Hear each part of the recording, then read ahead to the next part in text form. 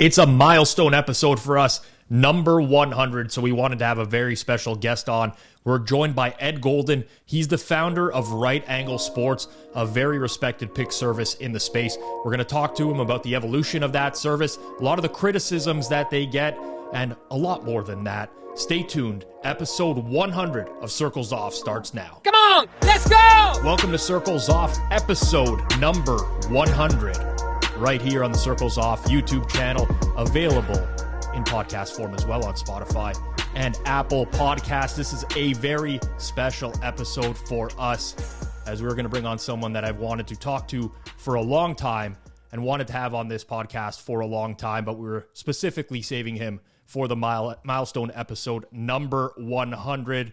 Rob Pizzola here, joined by Johnny from Betstamp. Johnny, how are things going? Really good, Rob. Appreciate that me and you made it to 100. It's a feat. It really is. And we put a lot of work into this, so I'm glad we made it here. I'm glad our following is growing. I'm really happy with the way that the first 100 episodes go. Hopefully, the next 100 episodes go as smoothly, and very special thanks to our sponsor. This couldn't have been done without them. Pinnacle Sportsbook. They are the world's sharpest sportsbook, now available to bettors in Ontario. Find out what professional bettors have known for decades. Pinnacle is where the best bettors play. You must be 19 plus if you're in Ontario. And of course, please play responsibly. Not available to bettors in the United States. Let's get right into it. He is the founder of Right Angle Sports. Arguably, I wouldn't even say arguably. Let's remove arguably. The most respected pick service in the world right now. For sports, more respected than Fezzik? Well, that's for the people to decide. But in my opinion, you hear Right Angle Sports, you know that they're the real deal. And the founder joins us today. His name is Ed Golden. I had the pleasure of meeting him at Circus Sports in Las Vegas. The man bought me a classic Reuben sandwich at Saginaw Delicatessen. Great sandwich. Got to meet the team. Ed, welcome to Circles Off. Hey, guys. Thanks for having me. And I just want to congratulate you guys. 100 shows. I have an appreciation for how difficult content is, and you guys do it better than anyone. So congratulations. Well, I thank you very much. Thank you. That means a lot coming from you, Ed. Honestly, it was great meeting you in person last year. We got to chat a little bit. I got to meet members of your team. But for those who are unfamiliar, give us some of your own personal background and how you got started in the betting space. Yeah. So my family was into gambling. My dad's a horse player. My brother was betting sports, at a pretty young age. And so I just kind of got into it that way. I was just thinking of a story that I could tell, but my first and only job was at valet parking at a 5-star hotel. And my brother worked there. He kind of helped me get the job. And I was kind of getting pretty good at sports betting. Not great. I didn't really know what I was doing, but I was, doing pretty well in like college basketball and stuff like that. But most of the department was like getting my picks. And so I was, giving picks out here to the bellman, the security, whatever. And my brother was like going on a trip, for a weekend or a week or something. And he said something to me. He's like, don't give these guys too many picks. And I'm like, I don't know what he was talking about, whatever. And so, I didn't even think twice. I just kept giving the picks out. And so I had a pretty good week. And he gets back from the trip and he's like upset at me. And, little did I know he was an agent for, giving these guys accounts, all these different employees and whatnot. So, he was pretty upset with me. But that kind of was like the springboard to my, giving out picks career. Taking money right out of your own brother's pocket, Ed. Oh man, I'm sure he loved it. Yeah, I don't even know how we got scores in those days, but like you can imagine, like people running for a car, and NC State's up by 10, like just it was a fun time. So at that time, like what was the handicapping process like in the early going for you? You said you're working a valet. Like, are you statistics based guy? Are you watching the games? What are you doing that you think gives you an edge in the early going? Yeah, it's a good question. I was watching games. My mom was a teacher, and she was like getting her master's in some technology program. So like I was lucky that we had like the internet in our house pretty early. And I just kind of helped me in those early years, just kind of being able to research more than you could, before the internet. Um, so yeah, it was, but yeah, just mainly watching games, just trying to, I mean, keep in mind back then it was a lot easier than it is now. If you bet early in the market and you were doing college sports, it wasn't that hard to do okay. Fair enough. Now, So, Ed, did you actually think you had an edge back then? So this would be, for those of you for those online who don't know the year, we're talking here like the early '90s, correct? Yeah, 94, 95. I mean, the service started in 96. Um, you know, I think I thought I had an edge, whether I did or not. I mean, that's a completely different question. Um, so yeah, mean, but again, like it was easy, and the markets I was doing were not like, crazy difficult. what So led then I guess, yeah, what led you to start? Sorry to cut you off, Rob, here. What led you to actually then go ahead and start Red Angle Sports as we know it today? Well, yeah. So back to the valet. Like, so one day they called us in a room, and the whole department got let go. They brought in like an outside service. So like I went home. I was like upset. I loved that job. I was making pretty good money, I thought, at the time, and so yeah. So then I started spending more time with sports, spending more time online, these communities and stuff like that, and that ultimately led to me starting the service. And I always look back at that because like if I didn't get fired, I probably wouldn't have started the service, or at least not at that time. Now, when you started the service, was that just you as like as a lone operator and you were doing everything yourself, or did you start that with another group of people? Yeah, no, it's completely by myself. I wasn't, I was a shy, young kid, and I didn't, talk to anybody or network at all. I didn't know anything about any of that stuff. So I was just on my own, and I would start. I was really known for the long write-ups, and I would post these long, detailed write-ups in the message boards, and that kind of really got my, it kind of started bringing me some notoriety because when the game won with a big write-up, whether or not the write-up was good, we can debate, but like after the game wins and you read that write-up, like wow, like it really validates it more than just a game by One man show in the early going. Contrast that to nowadays. I think a lot of people are familiar with right angle sports, but this is including myself. I have no idea what your day-to-day operation looks like. I remember when Adam Chernoff joined your team, him describing like his first couple weeks working with you were eye-opening for me. I didn't really understand the extent of what you guys do. So you started at one. How big is the team now? And talk about the evolution over the years. Was this something that, you hit a point where you're like, okay, we have to expand, or was this slow incremental growth for your team? Yeah, it was a pretty slow incremental group or growth.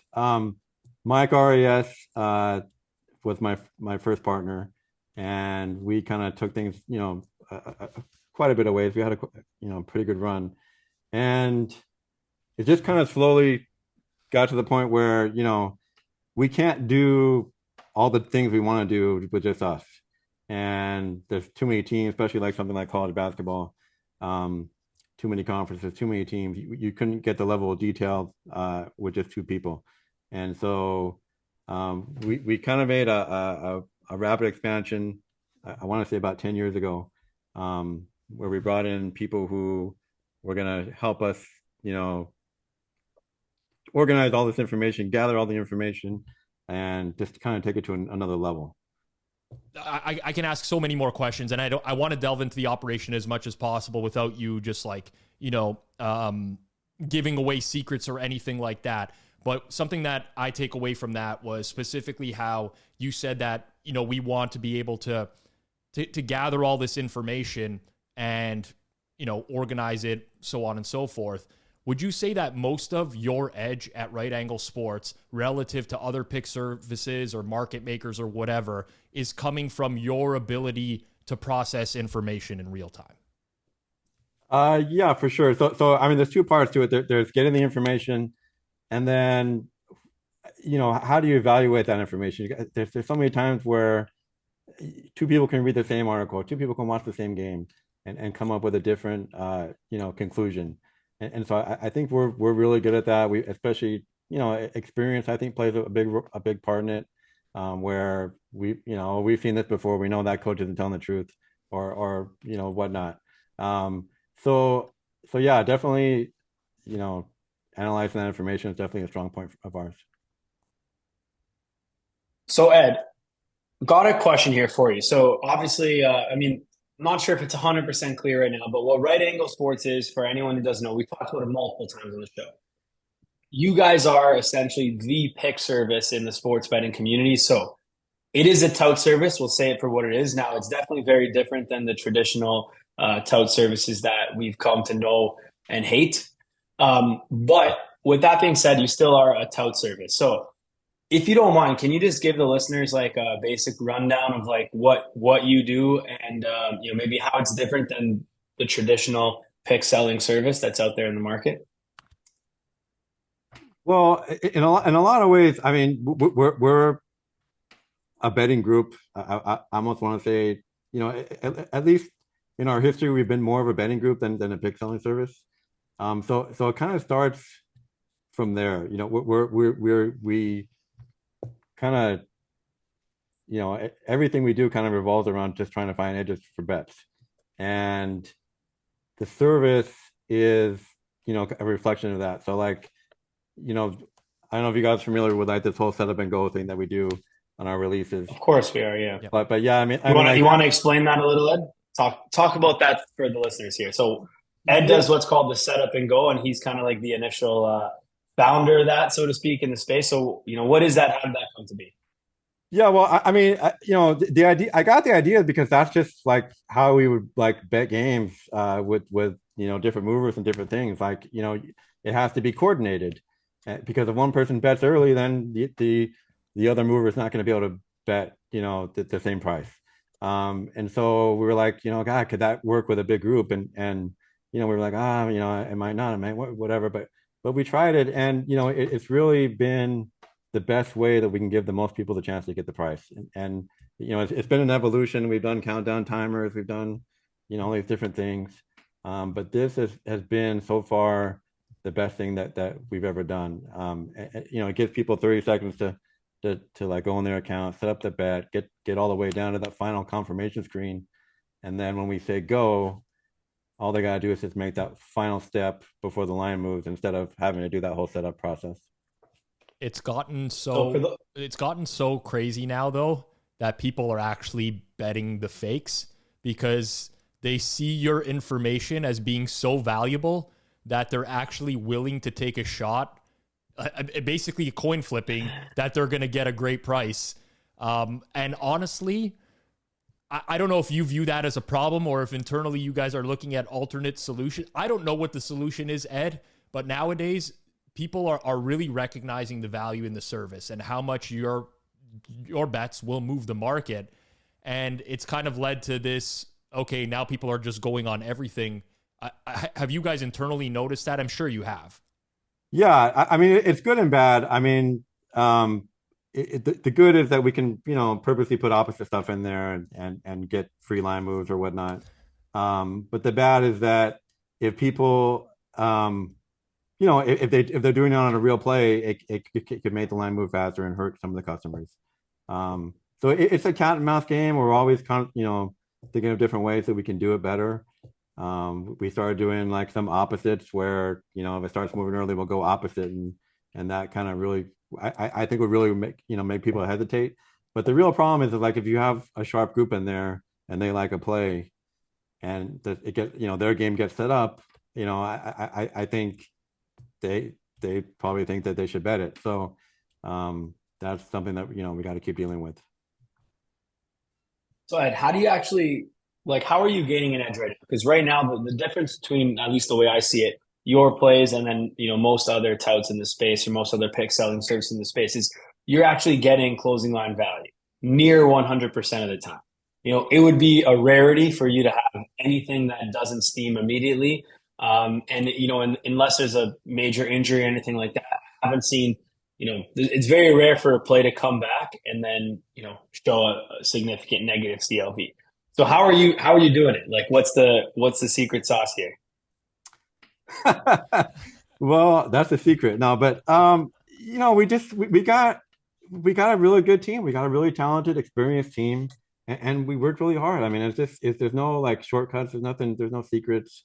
There's no secret model.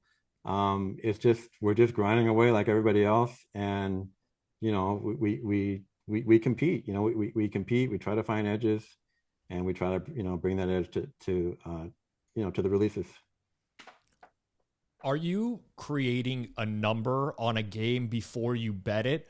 Or is this strictly a process of we don't think the market has captured X piece of news or Y, what we're hearing, or maybe over captured something?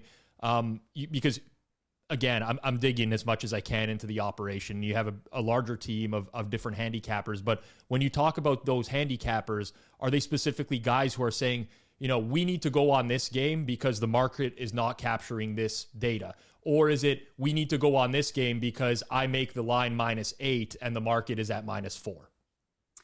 Yeah, I mean, most of the long-term people on the team, we start when we originate a play, we're not originating it from a model number. We're originating it because I think the team's underrated. I think the team's overrated, or whatever it is, total wise, or whatever it might be.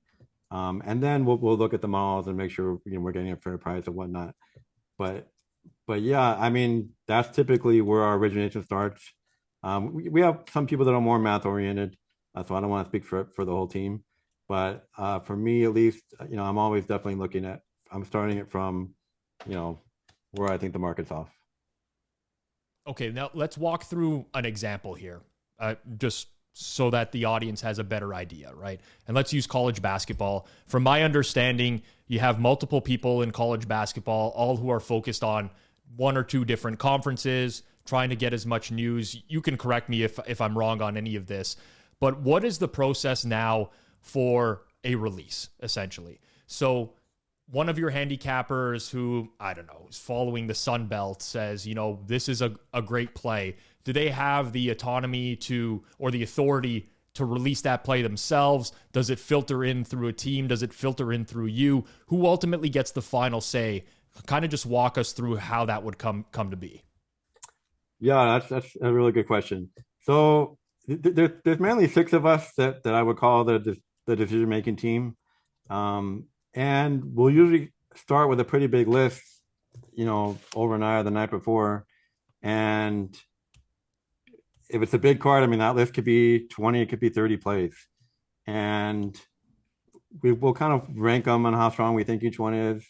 And then by the time you get to the morning, with all the line moves and all the different things that happen, that 20 play list might, it might be 12, it might be 8, it might be 6. And at that point, we'll kind of take a vote on what we think should be released. We'll have everyone do a top 3 or, whatever the number is. There's some cases where if someone really likes the game or, hey, this has to be released, this is an easy decision, whatever, then that happens too. But usually we try to be as consensus as possible, unless someone just has really strong conviction, then, sure that'll get through. Now, are you guys betting the picks at the time of release as well?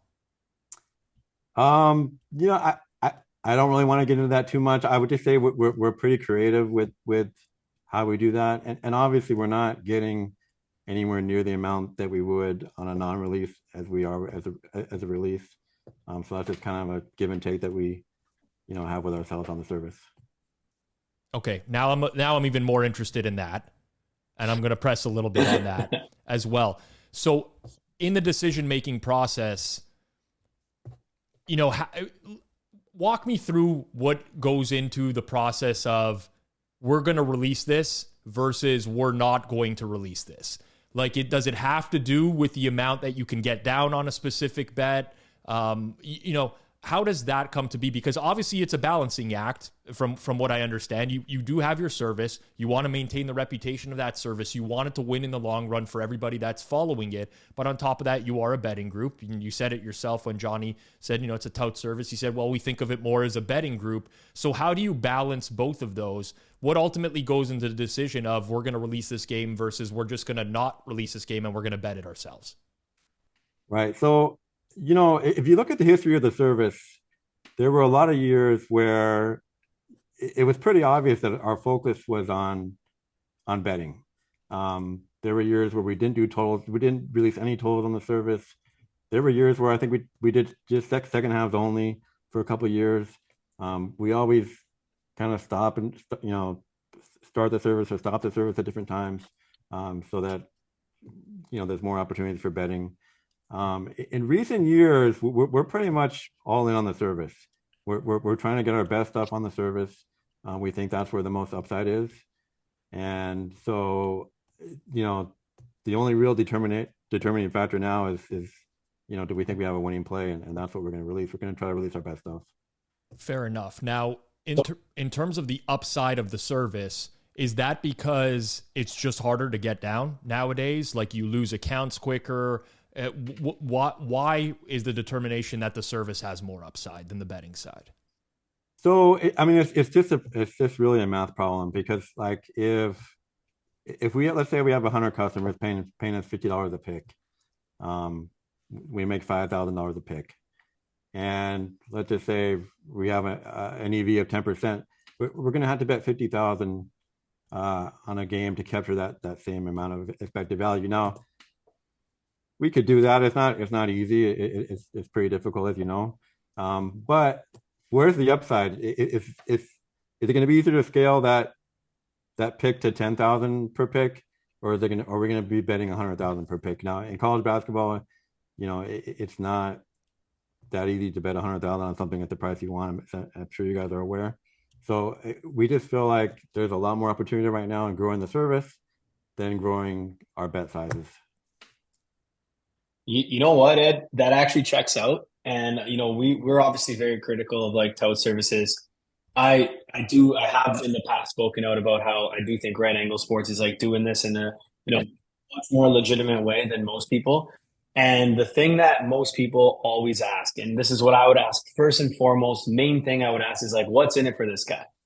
If he can win money on these picks, then why is he giving them out for money? And usually when you ask that to someone, the answer is something like, oh, well, I bet it already, or like, oh, I got this. And it's never a real answer. It's always something stupid that makes no sense. If somebody's touting out full spreads for NFL that are right before the game and they don't close with value, and you can essentially bet very high amount on them, there's no way it makes sense to sell that pick. So what you're doing, I do think checks out. And for anyone who was asking, like, so why is that actually selling these picks? I do think there is some sort of value in that from a business perspective, that he may not be able, or his group may not be able to scale this up to the point where they can bet $300,000 to $400,000 on a college basketball game on one side, but they may be able to make the equivalent expected value of that $300,000 to $400,000 bet in pick sales. And as a cumulative group, in theory, everybody else may actually be able to get down on that, and in some get down more than 400,000, meaning the bettors will actually win, as opposed to just funding all their money to add in his service and then giving more money back to the sports books. So the key there, Ed, is if you're giving out a pick, you absolutely need your subscribers to be able to get that pick for a decent amount to make it worth the $50 a pick and at the exact same price. So that's why one of the most critical, biggest criticisms of your service is like the lines are so hard to get. Do you think that this will be like an increasing challenge? I know you do the release and go. What percentage of your user base, sorry, it's a long-winded question, what percentage of the pick base do you think actually bets it at the true price that you've given it out at? Good question. We do a lot of surveys with our customers, and we try to talk to them as much as possible. I think it's pretty high. I think it's probably somewhere in the 80 to 90% range. And we always recommend people, refund their subscription. We offer refunds at any time throughout their subscription, a prorated refund. And we say, like, listen, if you're not getting the line, don't pay for the service, because that's, if you're not capturing the value, there's no point in paying for it. But another thing I would say is that it is hard to get our lines. It's hard to deal with all the steam and all that stuff. But like, the easier it is to bet something, the less likely it is to win. And the more likely you are to win, the harder it is to bet something. And that goes for pretty much all of sports betting. I think it's just a general rule. So like, I'd much rather be on it's hard to get the line side than someone who, it's less likely to win. You know what? I think that's probably true for most facets of life, not just sports betting. If Right. it's really easy to do something, it's probably not going to make you a ton of money and bring you a ton of value. And if it's hard to do, then there's a reason why. So agreed there completely. When I have experimented with the service prior, and just in passing, seeing how the releases go, there's a lot of times where, let's say, we'll give out a real time example. Say you're giving out Michigan State Pick'em, for example, -110 college basketball. Making up an example here. So you'll give that out. You'll do your whole like 3, 2, 1, go. That's the release. So everybody is supposed to be betting Michigan State Pick'em -110, and if they get that price, seemingly or based on your history, they should be winning on that play. But what we also will see is that line just gets absolutely obliterated to the point where people are then betting it at sometimes -40 or -150, which obviously, it might be profitable, but you didn't give out that number. You're not tracking your record against your number. All of your history is not based on that number. So what then happens is sometimes people are buying back on the other side. It's been a major trend on Twitter. Everyone kind of knows about that if you know about the RAS Pick service. Question for you is this. Do you think it is profitable to buy back on the RAS releases and make money? I don't think you can do it blindly. I obviously there's we're wrong on stuff and there's going to be lines that move too far. I think there's also probably just as many that maybe don't move enough. So if you have the skill set to be able to identify like which games we're wrong on or which games move too far, or be able the ability to time the market perfectly. So okay, this line's peaked. I'm going to bet this. If you have that skill set, I think you probably can find some something better to do with your time than trying to fade RAS. I mean that's just my opinion. I don't recommend it blind as a blind strategy. Out of curiosity, have you guys ever played back on one of your releases where, so like I'll use college basketball totals as an example, where I think you get a ton of CLV on your college basketball totals. It's generally a smaller market in terms of what one can max bet, to the point where you'll actually see totals move sometimes upwards of 10 points. Have you guys ever sat around after the fact? I mean, it's rare. I'm not saying it happens all the time, but you guys ever sat around after the fact? You're like, holy geez, like we might actually have a great middle here where we have plus EV on both sides. Is that something you guys have ever considered doing, or do you think it would just be a bad look releasing both sides of the same game? Yeah, no, but we've never really considered. It's pretty rare that for something to move 10 points. I mean, that happened more back in the day, not so much in modern markets. It's I can't say I've never ever done it, but it's very, very, very rare, and usually only when there's some new information or something like that. I can say, Ed, personally, I've been on gambling Twitter since 2010, so 13 years now. I can say I've learned a lot of things, specifically from Right Angle Sports, through your Discord channel as well, from the people that communicate in there. But a lot of it personally came with some trust issues or some pause, because there's this subsection of the gambling Twitter space or the community that frankly just constantly shit on you. Whether that's they just don't like you, whether it's because of your attachment to selling picks or whatever. Do you feel like the tout service undermines your credibility? And like, if so, and if you ever do have that feeling, does it bother you, or is it something that you can just kind of let slide? Well, I mean, obviously it bothers me. I think you've seen all my all of my different tweets and different discussions I've engaged in. But yeah, I mean, I mean, there's so few absolutes in betting. I mean, you hear people say, oh, don't do parlays, don't bet over -200 favorites, don't buy picks, and I mean, I can go on and on. Don't watch people on YouTube. I mean, whatever it is, like there's just always people who just can't fathom that this something like this possibly could exist. And I mean, I get it. I get their skepticism, and a lot of it's well deserved, especially in the pig selling industry. But just there's just no absolutes. That's really all I would say about that.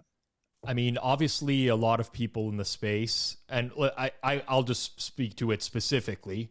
Like, there's no sense in hiding behind names or whatever. But I think one of the beefs I've seen with you before is with Rufus Peabody, in particular, and I feel like over the years, people have softened their stance towards you a little bit. Do you feel the same way? Like, I feel like it was more treacherous water a couple years ago, and that it's kind of changing now. Yeah, well, I think he kind of did me some favors with the whole unabated thing and the ETR golf product, or all that kind of stuff. But no, I mean, I think it's definitely becoming a little more accepted now. I mean, people are paying for tools, people are paying for ARB sites, paid discords. It's becoming a lot more common. One of the things that does kind of bother me, or I don't think enough credit is given, is like people like Rufus, or there's a lot of people out there, but basically everybody that just kind of live under this these reputations. Oh, he's a successful professional bettor. I'm not saying he is, and I'm sure he is, but there's no, like, when do you ever see that body of work out for public consumption?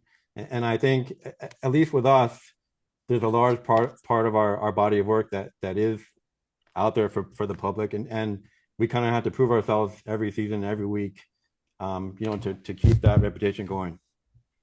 Makes sense. And that's that's interesting point there for sure. It's a fair assessment. I mean, like, people automatically assume that, like, I'm the best hockey bettor around because for years I was betting lines and they'd move like crazy, but there's actually nobody has any insight into the day-to-day at all. And they don't see the losing months or some years where I frankly just don't return that great. And I'm sure there's hundreds of people out there that do that. So I think that's an extremely valid point, and probably one of the advantages to running a legitimized pick service, in the sense that, you actually have documented record keeping for many years, is that you are able to hang your hat on that and go back and say, like, here's proof that I am who I say I am.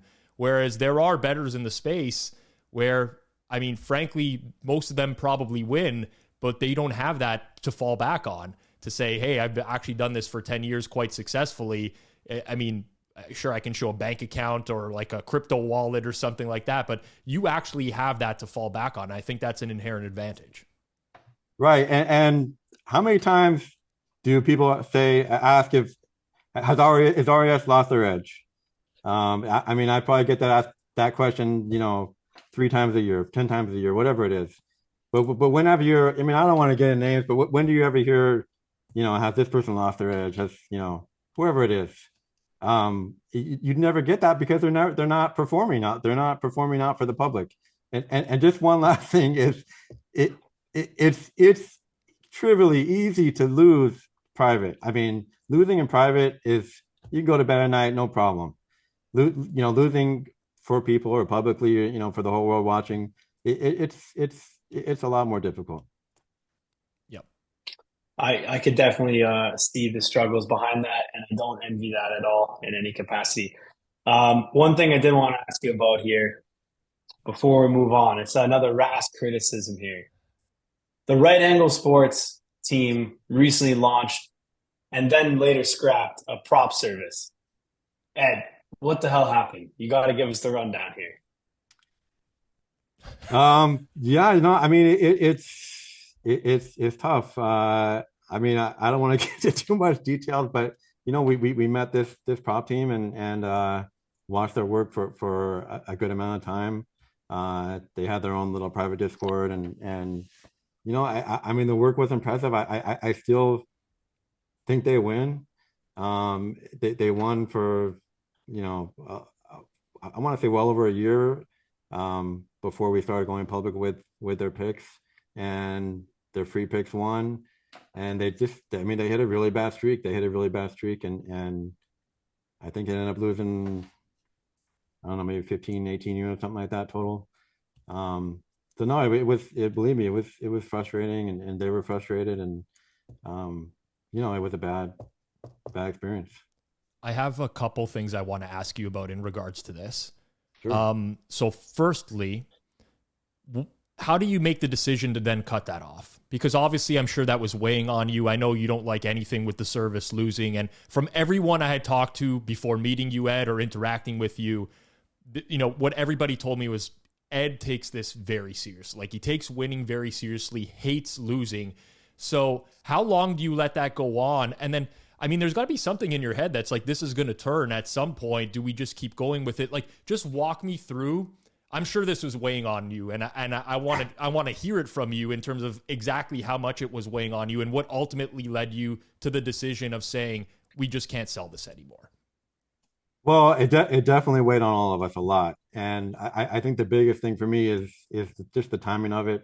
I mean, college basketball is our busiest time of year. It's when we make all of our hay, really, and so that was really the final factor for me. It's like, if this was a summer, yeah, let's keep it going, let's just whatever. But like right in the middle of college basketball season, we just got to take our lumps here and call it a day, and refocus back on what we normally do. And the second thing is, I'm not sure if you're aware of this, but we might be able to enjoy a good laugh together here, is that Johnny was, I don't want to say accused of, but a lot of people thought for a long time that Johnny himself was the Right Angle Sports pick service. And I'm not sure if you're actually aware of that. For props only. For props. And listen, you should let the audience know, just to clear Johnny's name now, because people to this day still believe that it was him that lost those 15 units. To my knowledge, he was not involved in that team. Okay, fair enough. Ed mentioned a lot of. He's like, yeah, it sucks losing in private, but it's even worse losing in public. How about not losing in public and getting blamed for losing in public? That's rough. An ultimate double whammy. But yeah, it was absolutely not me. But it is what it is. Listen, I will say, you can lose over a 1 month sample size. It's not very hard to do. In fact, it's going to happen over the course of the year. So the fact that the props team that you were using went on a bad run and you had to scrap the service, it sucks. And I just as easily could have gone the other way and been up 15 or 18 units, and then you have a different story there. It's obviously tough, but those are the risks of selling picks, really, because then when you're selling picks and you lose money, now your business is actually suffering, because you need to now worry about, like, how can I keep my subscribers and stuff like this, and like actually keep this afloat as a business. It's similar to if you're selling like a SaaS product, like a software product, and then your product went down for a month. Like, you're going to be worried about losing clients and things like that. So I think that's the main difference between losing in a pick service and losing in something else there. All right. For sure. One more thing to pick up on, and sorry, I made a lot of notes, Ed, here while you're talking of stuff that specifically you said that I wanted to hit on. And a lot of people saying, oh, has Right Angle Sports lost their edge? Was there ever a time along the way, 96 to 2023, it's 27 years now, where you felt like you had lost your edge, or you were slowly losing your edge? Was there any point in that 27-year period where it was like, this might be it for us in sports betting? Well, I mean, multiple times a year, there's, you wonder if you're ever going to win another game. And I think we have some pretty negative people on our team, or that are known for their negativity as a strength. And so yeah, I mean, there's, you always have doubts and things like that, but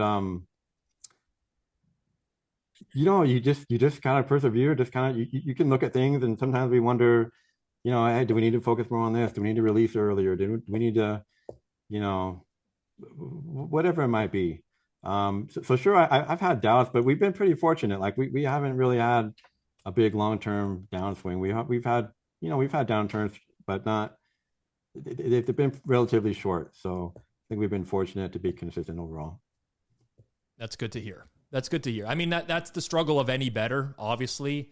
And one of the inherent challenges that you probably face more so than anyone in the space is that a lot of us use our closing line value as a guideline of whether or not we're on the right path or not.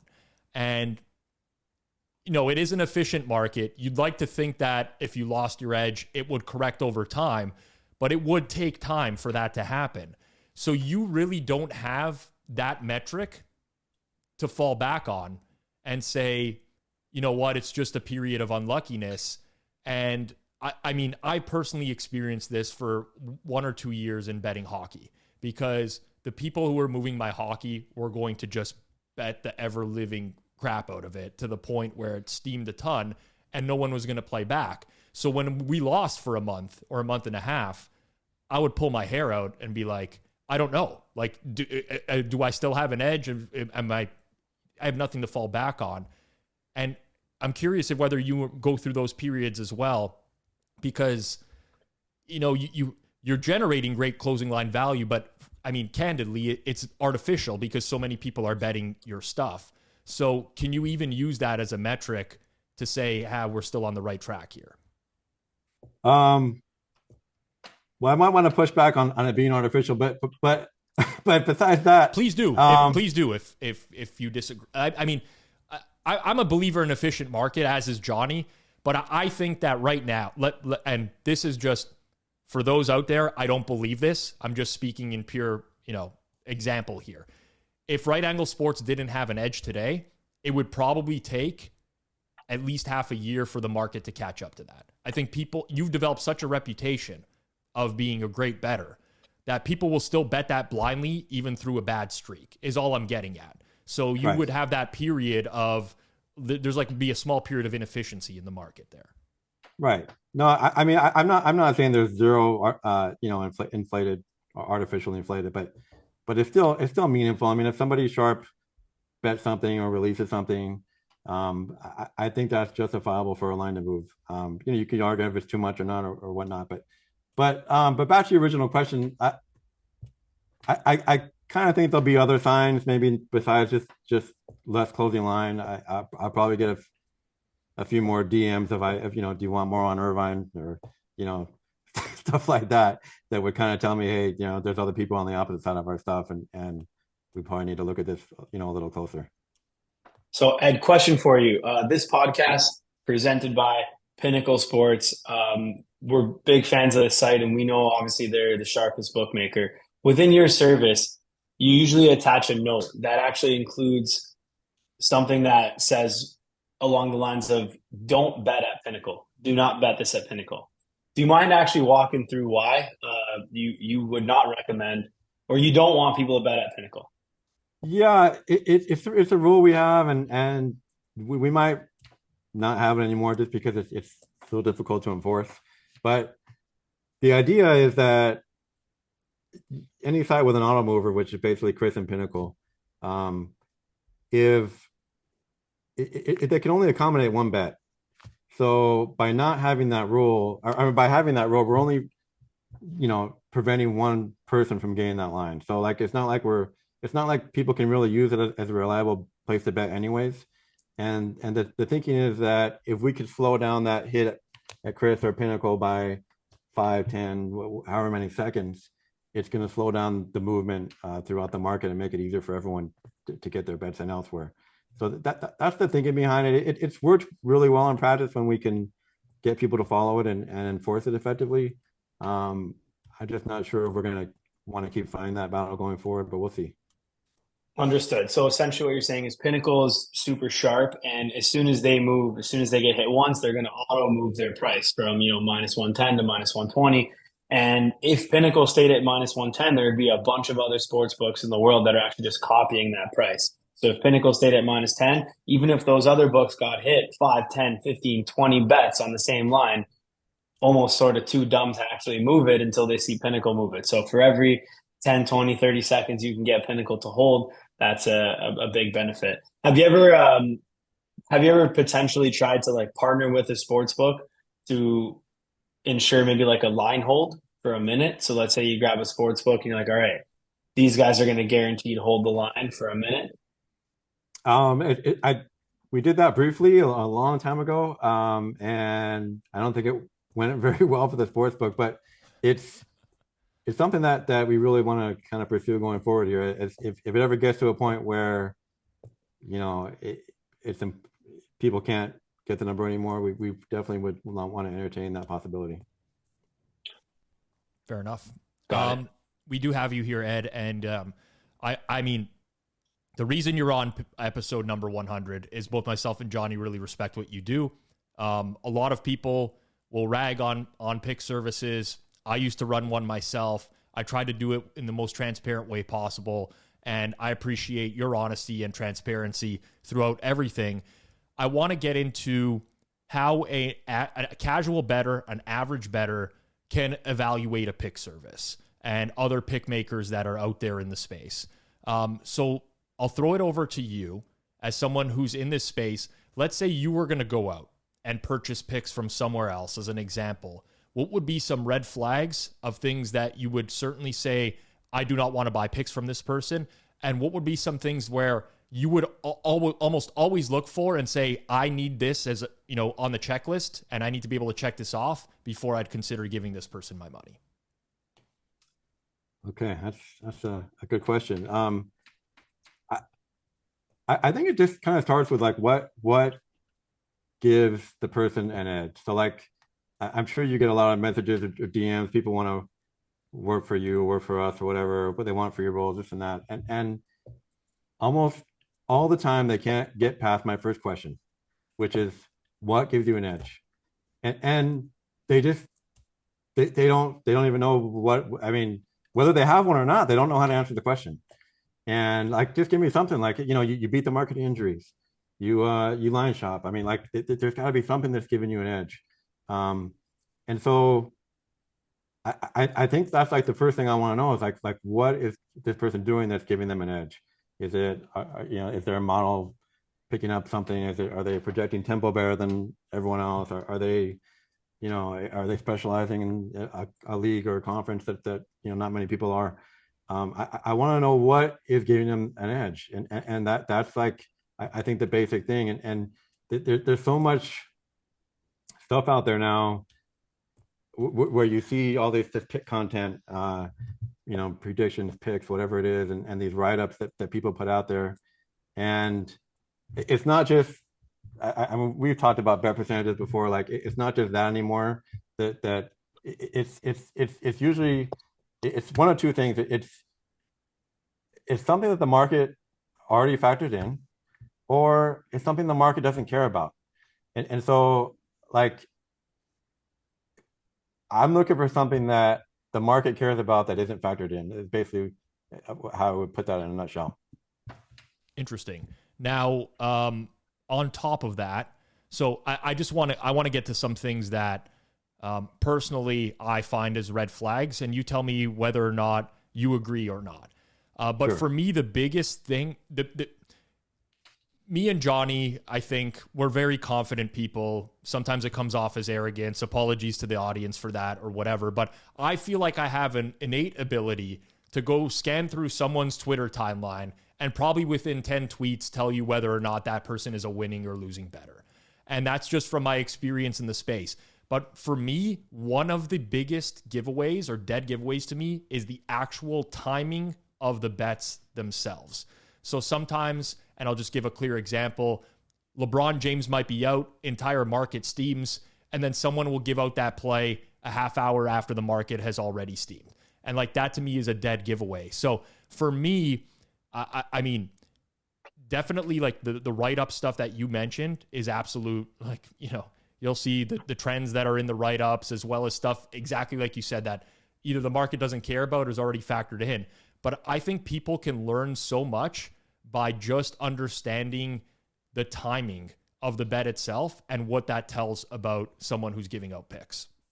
Right. And that's also a big indicator on whether or not you could follow the pick. But I think it's like if someone's releasing early in a market, they're more likely to be winning. So like that would actually catch my interest a little more than someone that was releasing and something that was, more or less unbeatable. So yeah, for sure. I think that's a great point.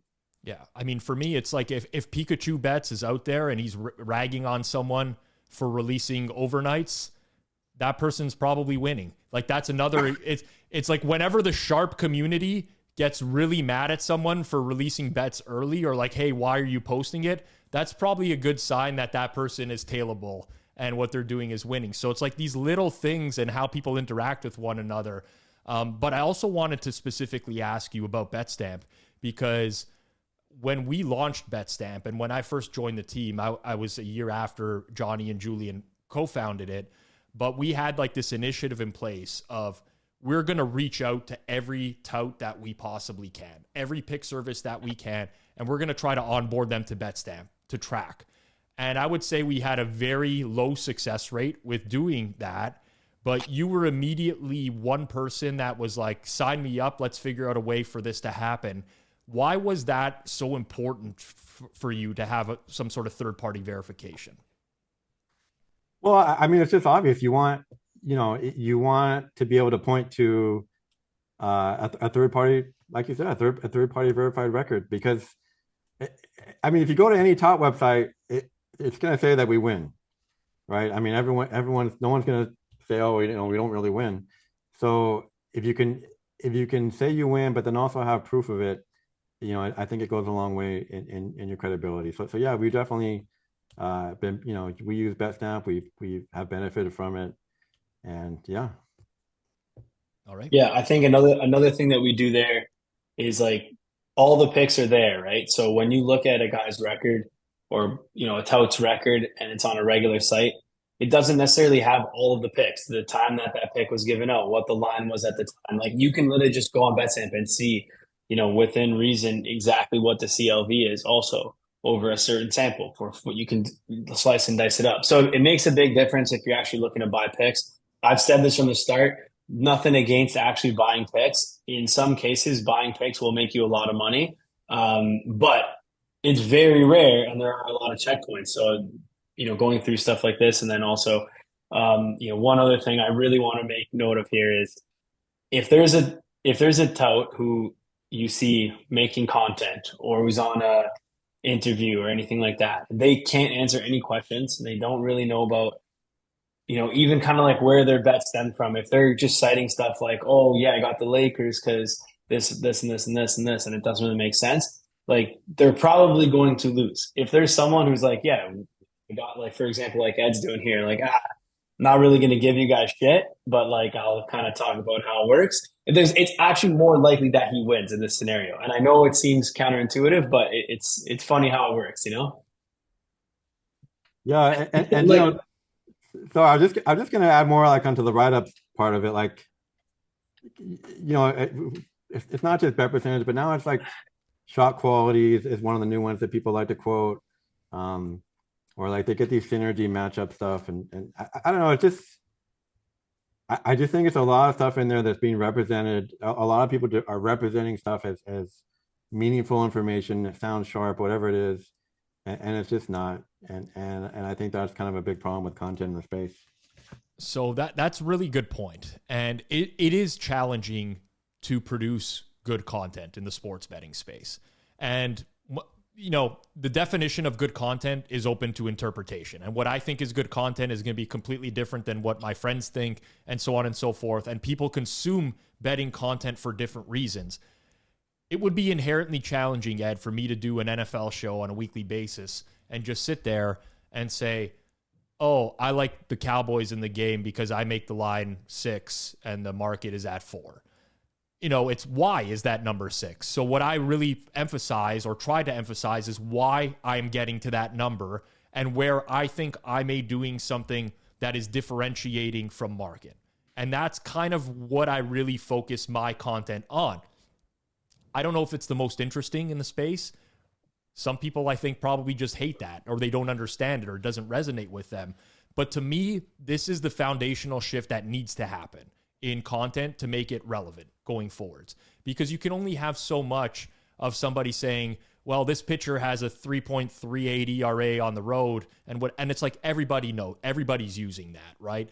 Like maybe you're projecting this pitcher at a far different ERA than they have going forwards. Explain why, and maybe that's built in. But it seems too much like the existing content space is just stating facts rather than like applying, future prognostications to sports, basically. I agree. Very well said. Pet peeves for you in the space. I know you're a guy. I've been in the RAS Discord since it first started. I highly recommend if you haven't checked it out, you do check it out. It's a Discord. It's great, but there's a sense of community within there. You've been outspoken on Twitter, Ed. You've been outspoken in there. Biggest pet peeves for you in the sports betting space now?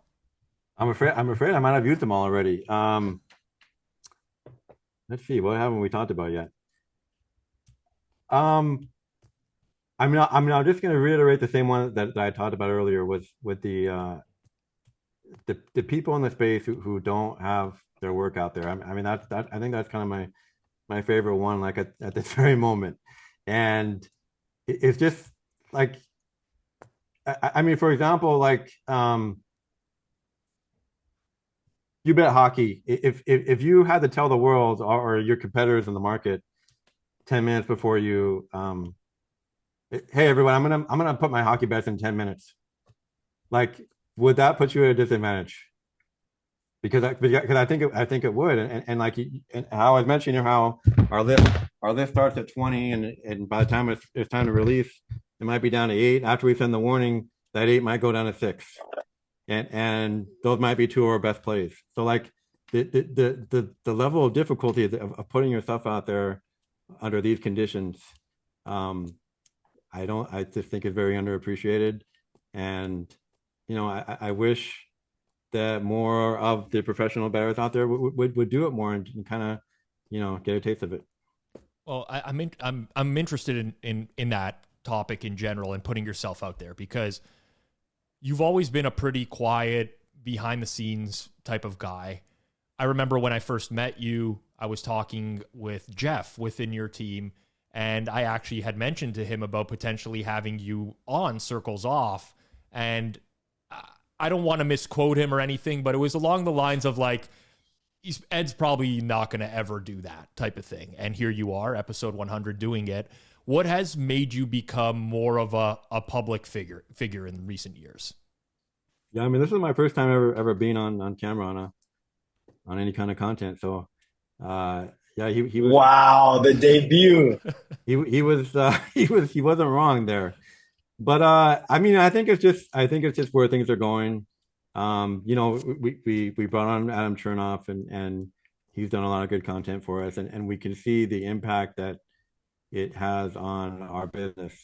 And so, if it works, then we're gonna do it. We're gonna keep doing more of it, and so yeah, I gotta kind of get out there more.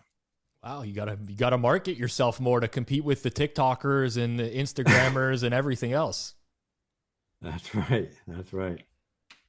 Ed, before we let you go, I do want to give you an opportunity to promote your Discord a little bit. I do think it's a very valuable resource for all types of bettors.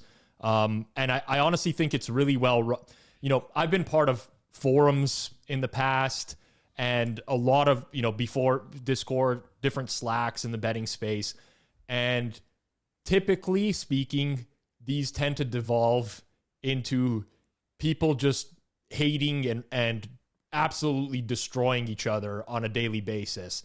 And one thing about your Discord in particular, I'm not going to say that's never happened before, because there are heated arguments, but for the most part, things are constructive in there. So first and foremost, how have you guys been able to accomplish that in this space, for one? Because honestly, I didn't really think it was accomplishable for a long time, especially putting a lot of sharper bettors in the same community. And two, just let people know how they can get involved and be a part of it. Yeah, it's bettingtalk.com. We'll take you to the Discord link. We started during the pandemic, and I think that might have been something that kind of really got it off the ground. But yeah, there's just like there's like their own little communities within the community. You have people in the politics channel that just are in there all day. You got people in the golf channel that have their own, group there that you know, that a lot of them follow that AD in there. And then you have us in there giving free picks and stuff like that. And Elihu is in there, you know, dispensing a lot of information to, you know, whatever questions come there. And, you know, he's super sharp. Eddie Walls is in there. He has his blog. So, I mean, there's just a lot of good people in there that are contributing. And I mean, like, to be honest, like, once sports started back up and we got back in the swing of things, like, we didn't really spend as much time in there as we kind of had planned to or hoped to. And we were kind of surprised that it was able to sustain itself and you know, keep going and keep growing without much interaction from us. Like, we're a little embarrassed sometimes on how, you know, little we get to go in there sometimes. So yeah, no, it's been fun. It's been good. So, Ed, how can people sign up for the service? And I'm assuming if they use promo code CirclesOff, you have 10 free picks. What's the deal here? What do you got going on right now? We don't have anything going right now. We did a couple of USFL releases in the Discord the past couple of weeks. We'll probably keep doing that. Maybe some WNBA stuff like that in the off season. We don't have any products up for next year. We're still kind of putting those together on what they're going to look like. But we'll have NFL and college football. You know, hopefully in the next month or so we'll have something up. Okay, sounds good. We will make sure we plug that in the link for the description. Ed, our closing question, it's the same one we asked to all of our guests here on Circles Off. So first off, thank you for coming on. And second off, if you could go back 5 years and speak to a previous version of yourself, what advice would you give your former self?